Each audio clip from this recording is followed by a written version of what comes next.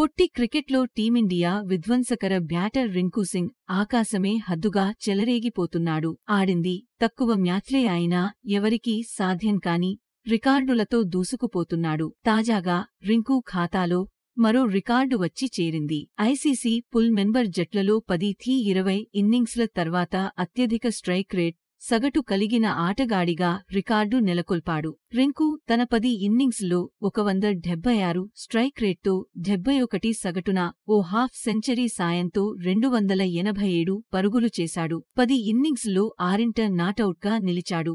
రింకు ఖాతాలో 29 ఫోర్లు, 14 సిక్సర్లు ఉన్నాయి. ఈ గణాంకాలు చూసి పొట్టి క్రికెట్లో రింకును మించినోడే లేడని భారత క్రికెట్ అభిమానులు అంటున్నారు. 10-20 ఇన్నింగ్స్ల అనంతరం అత్యధిక సగటు స్ట్రైక్ రేట్ కలిగిన ఆటగాళ్ల జాబితా చూస్తే రింకు తర్వాత ఆండ్రూ సైమండ్స్ 170 స్ట్రైక్ రేట్తో 56.17 సగటుతో రెండో స్థానంలో ఉన్నాడు. ఆ తర్వాత కాన్వే, కేఎల్ రాహుల్లు వరుసగా 151 స్ట్రైక్ రేటు 65.57 సగటుతో 3-4 స్థానాల్లో నిలిచారు.